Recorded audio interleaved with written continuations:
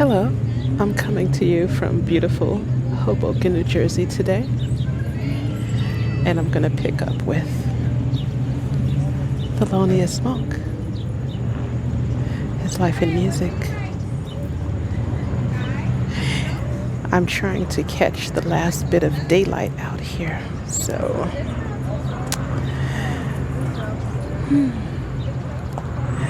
I can see my camera is adjusting to the light, so bear with me, please.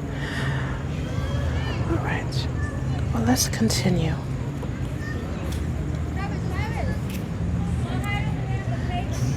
Billy Grauer and Orrin Keepnews for a long time had wanted to work with an artist to whom they could give the opportunity to present his art in different contexts.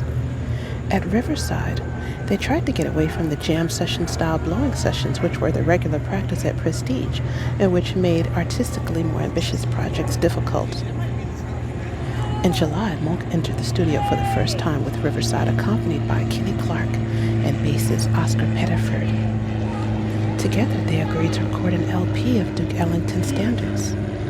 Their evident intention was to erase the prejudice that Monk could only play his own compositions. This plan and the limited success of the album show that even the parties involved had not yet realized how much potential Monk's own music had with the public, and how much it had already grown. An indication of this coming success is the fact that the shrewd jazz manager George Wine hired Monk for an all-star band with Miles Davis, the cool jazz saxophonist Zoot Sims, and Cherry Mulligan, bassist Percy Heath, and the new drummer in the modern jazz quartet Connie Kay. They appeared that summer at the Newport Jazz Festival. Another record company, Signal, engaged Monk as a sideman for a recording in October in a quartet led by alto saxophonist Gigi Grice. Shortly after the Signal recordings, the jazz enthusiast Harry Colomby, who made his living teaching English and history, met Monk in a New York nightclub. Art Blakey and his jazz messengers were performing. Colomby was there to discuss details with Blakey concerning a guest performance at Far Rockaway High School, where Colomby taught.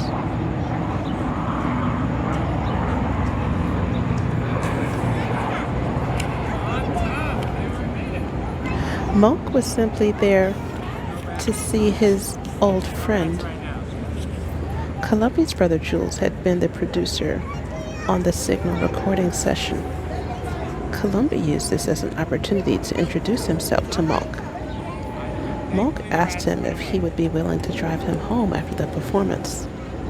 The pianist was struck by the other man's high estimate of him and his music.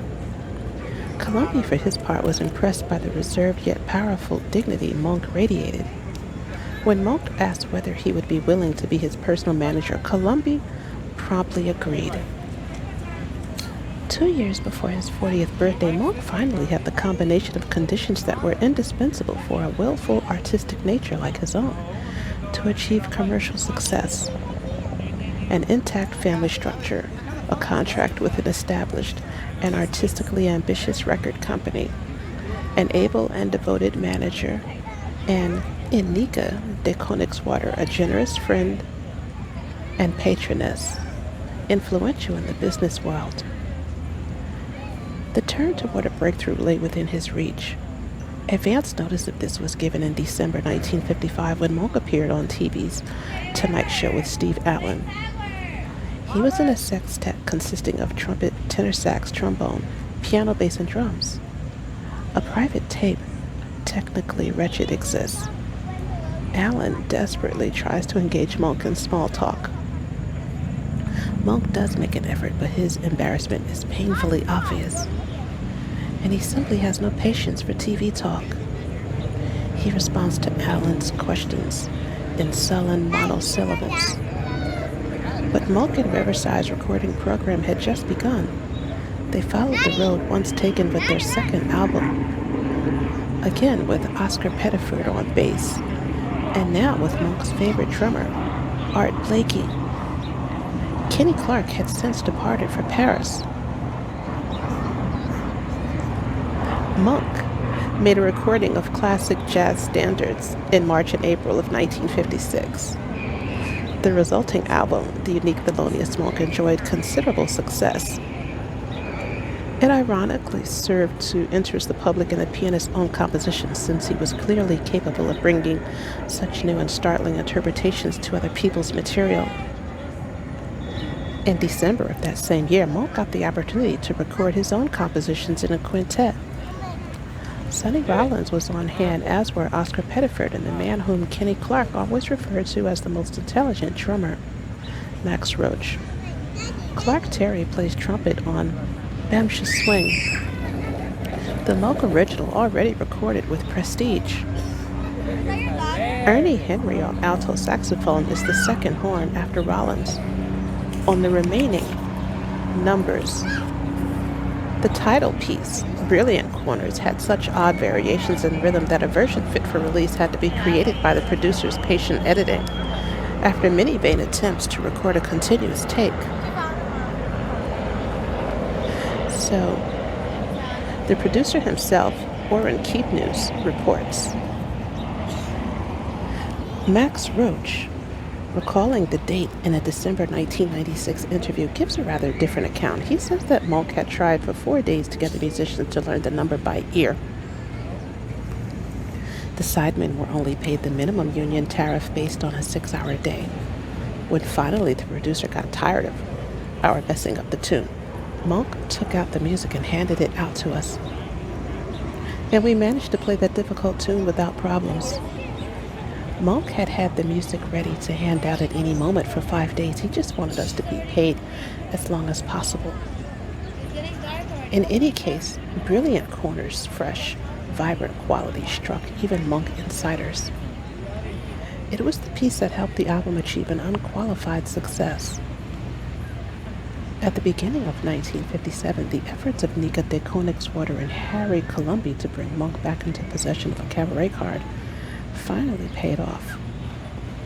With the help of expert medical opinion, they were able to prove that Monk was no junkie. He had a car accident in his '56 Buick, which he remained faithful to for years to come.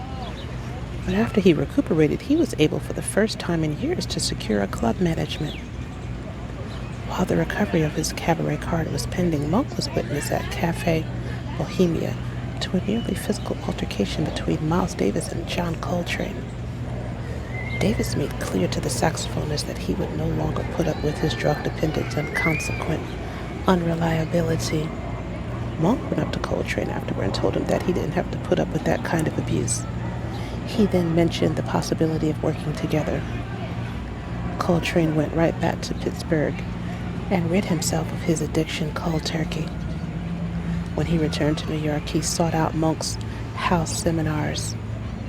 There, he would have often met the bassist Wilbur Ware, the drummer Shadow Wilson, who had played with Count Basie, and also with Monk on a few of his Blue Note records.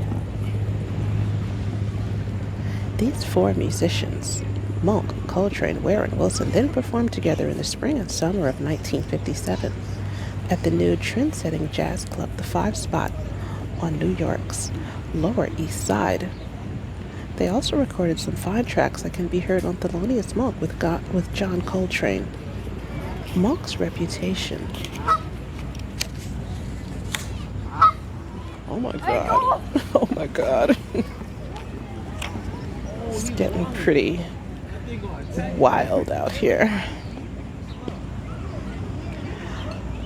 Monk's reputation had by this time grown to the point where the club's managers, Joe and Iggy Termini, told him to choose a new piano for the club, and they would pay for it. The contract, moreover, had no set time limit. Monk's appearance became a triumphant homecoming. His appearance lasted 5 months. The club was consistently packed, and a line of people hoping to get in often reached the next block. Monk had one cause for regret. The managers refused to allow him to bring a sextet or a quintet into the club, almost certainly for financial reasons.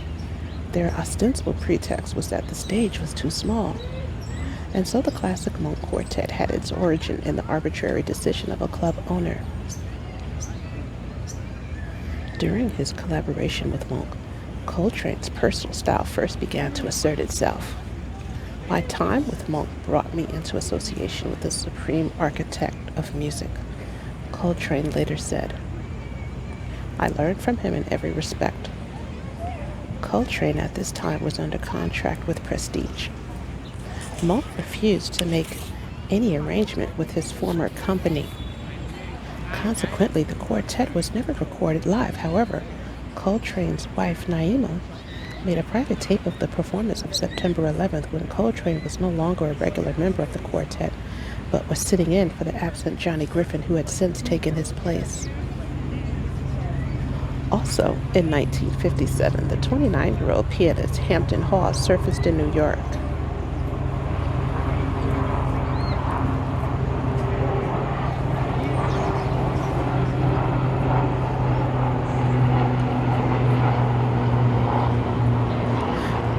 I did not know it would be so noisy out here.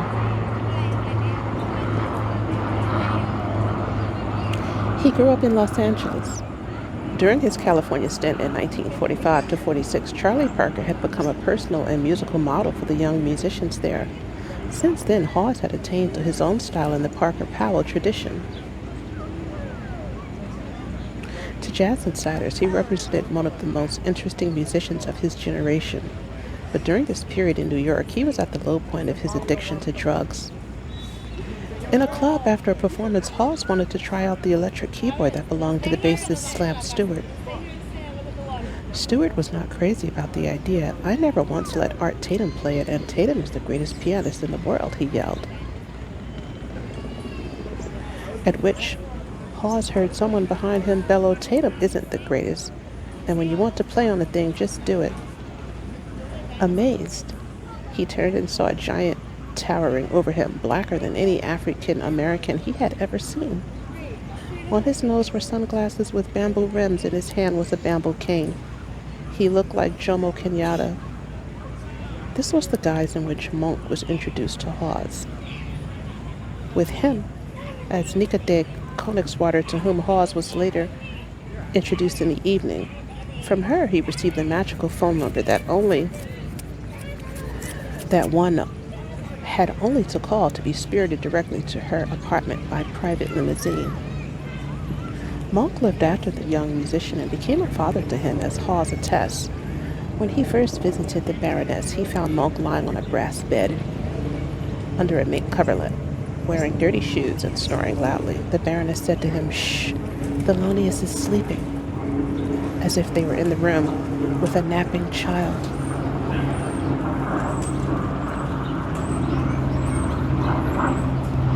Despite Monk's solicitude, Hawes' condition would deteriorate. Monk and Nika repeatedly picked him up at night from a bench in Central Park. They usually took him to Monk's place, where he would be placed in the tub, then provided with fresh clothes. In no case would Monk allow his protege to feel despised because of his addiction.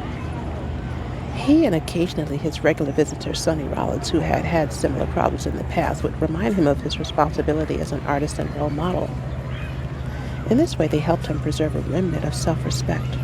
When Hawes ran into his mentor years later in Los Angeles, Monk appeared not to want to recognize him and ignored him for several minutes.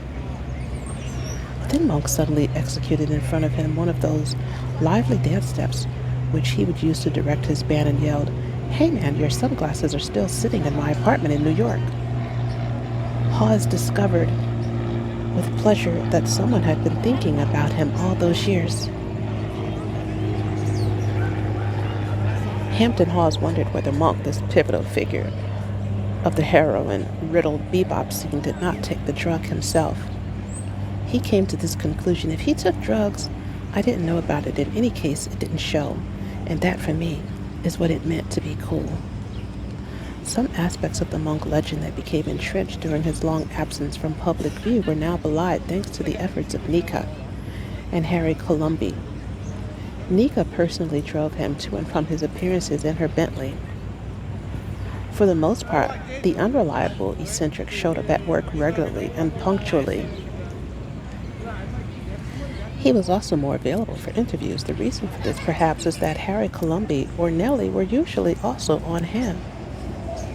It was not yet an easy matter to get him to sit for journalists, but Ira Gittler, Nat Hentoff, and Frank London Brown succeeded and extracted some revealing statements from him.